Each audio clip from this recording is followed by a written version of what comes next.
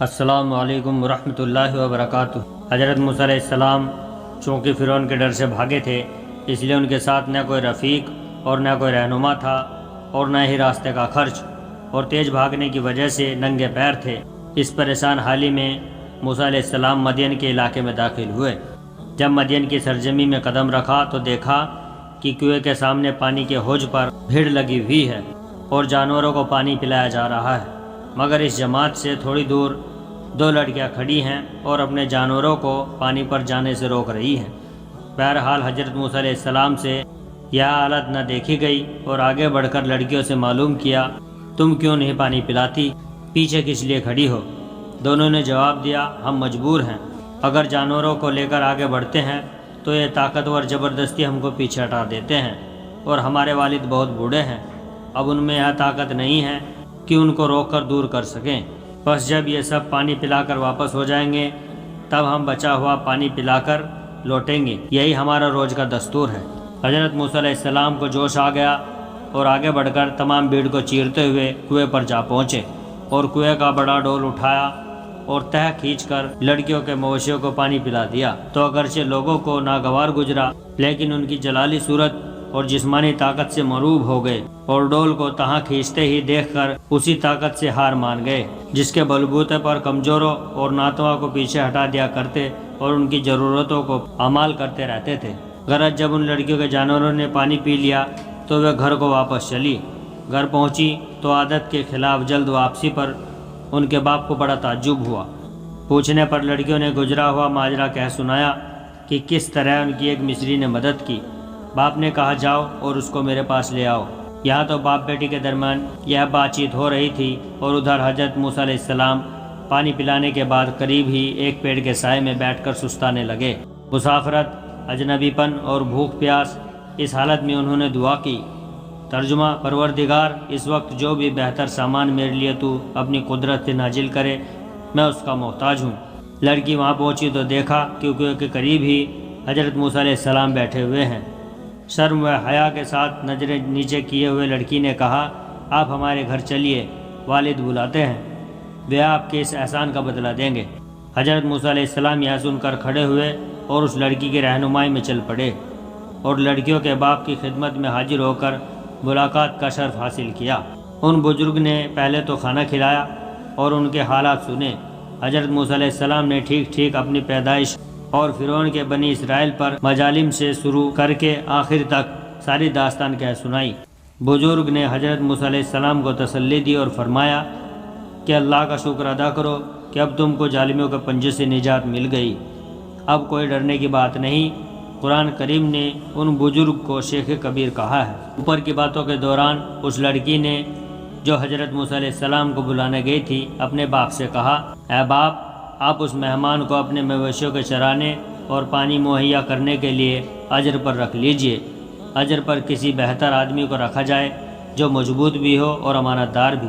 بزرگ باپ نے بیٹی کی ان باتوں کو سنا تو بہت مسرور ہوئے اور حضرت موسیٰ علیہ السلام سے کہا کہ اگر تم 8 سال تک میرے پاس رہو اور میری بکریاں چراؤ تو میں اپنی اس بیٹی کو تم سے شادی کرنے کو تیار ہوں، اور اگر تم اس مدت کو 2 سال بڑھا کر 10 سال کر دو تو اور بھی بہتر ہے۔ حضرت موسیٰ علیہ السلام نے اس شرط کو منظور کر لیا اور فرمایا کہ یہ میری خوشی پر چھوڑ دیجئے کہ میں ان دونوں مہتوں میں سے جس کو چاہوں پورا کر دوں، آپ کی طرف سے مجھ پر اس بارے میں کوئی جبر نہ ہوگا۔ دونوں طرف کی اس آپسی رضامندی کے بعد بزرگ میزبان نے موسیٰ علیہ السلام سے اس بیٹی کی شادی کر دی۔ شادی کے بعد حضرت موسیٰ علیہ السلام اپنے سسر کے یہاں مقرر کی ہوئی مدت پورا کرنے لگے، یعنی بکریاں چرانے کے لیے ٹھہرے رہے۔ اس بیچ ایک بار حضرت موسیٰ علیہ السلام اپنے گھر والوں سمیت بکریاں چراتے چراتے مدین سے بہت دور نکل گئے۔ جانوروں کے چرنے چرانے کا کام کرنے والے قبیلوں کے لیے یہ بات تعجب کی نہ تھی، مگر رات ٹھنڈی تھی، اس لیے سردی آگ کی کھوج کے لیے مجبور کر رہی تھی۔ سامنے سینا پہاڑ کا سلسلہ نظر آ رہا تھا۔ حضرت موسیٰ علیہ السلام نے سامنے کی گھاٹی میں نگاہ دوڑائی تو ایک شعلہ چمکتا ہوا نظر پڑا۔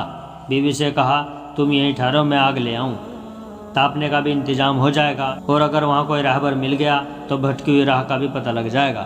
حضرت موسیٰ علیہ السلام نے دیکھا کہ عجب آگ ہے، پیڑ پر روشنی نظر آتی ہے مگر نہ تو پیڑ کو جلاتی ہے نہ گل ہی ہوتی ہے۔ یہ سوچتے ہوئے آگے بڑھے۔ جو جو آگے بڑھتے جاتے آگ اور دور ہوتی جاتی تھی۔ یہ دیکھ کر موسیٰ علیہ السلام کو ڈر سا پیدا ہوا اور انہوں نے ارادہ کیا کہ واپس ہو جاؤں۔ جو ہی پلٹنے لگے آگ قریب آ گئی اور قریب ہوئی تو سنا کہ یہ آواز آ رہی ہے۔ ترجمہ ہے موسیٰ میں اللہ ہوں، پروردگار دنیاؤں کا۔ حضرت موسیٰ علیہ السلام نے جب اللہ کی اس آواز کو سنا اور ان کو یہ معلوم ہوا کہ آج ان کے نصیب میں وہ دولت آ گئی ہے جو انسانی شرافت کی امتیازی شان اور اللہ کی محبت کا آخری نشان ہے، تو پھولے نہ سمائے۔ آخر پھر اسی طرف سے شروعات ہوئی اور پوچھا گیا، موسیٰ تیرے دائیں ہاتھ میں یہ کیا ہے؟ حالانکہ اللہ رب العزت بہتر علم رکھنے والا ہے۔ موسیٰ علیہ السلام نے جواب دیا، یہ میری لاٹھی ہے، اس پر بکریاں چراتے وقت سہارا لیا کرتا ہوں اور اپنی بکریوں کے لیے پتے جھاڑ لیتا ہوں۔ اللہ تعالیٰ نے ارشاد فرمایا، موسیٰ اپنی اس لاٹھی کو زمین پر ڈال دو، اور موسیٰ علیہ السلام نے اس ارشاد کی تعمیل کی۔ موسیٰ علیہ السلام نے لاٹھی کو زمین پر ڈال دیا، بس یکایک وہ اجگر بن کر دوڑنے لگا۔ حضرت موسیٰ علیہ السلام نے جب حیرت میں ڈال دینے والا یہ واقعہ دیکھا تو گھبرا گئے اور بشر ہونے کے تقاضے کا اثر لے کر بھاگنے لگے۔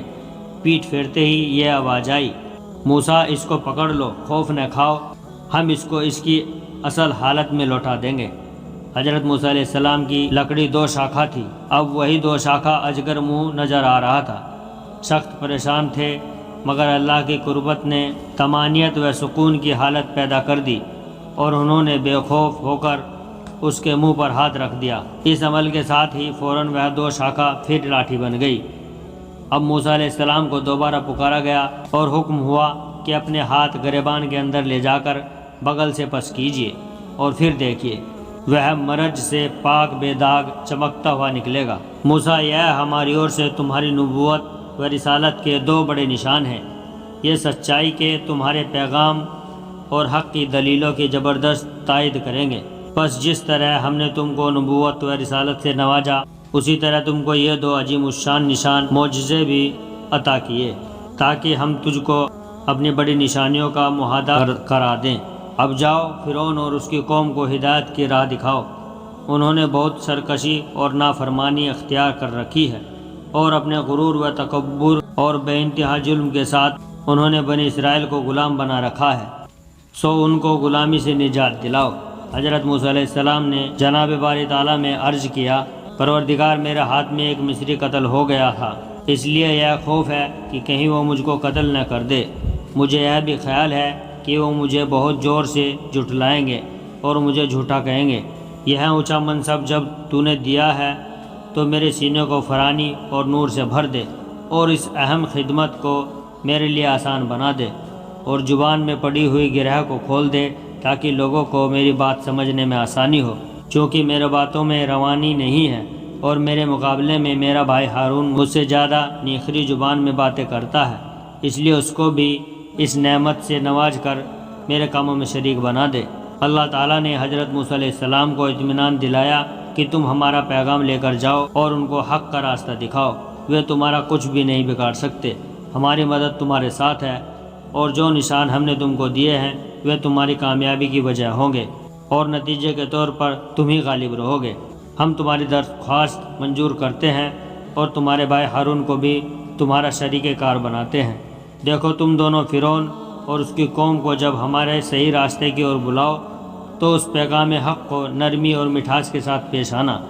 کیا عجب ہے کہ وہ نصیحت قبول کر لیں اور خدا کا خوف کرتے ہوئے ظلم سے باز آ جائیں۔ پیارے دوستو، ویڈیو اگر اچھی لگی ہو تو ویڈیو کو لائک اور شیئر کریں، اور ہمارے چینل اسلام میں نور کو ضرور سبسکرائب کر لیں۔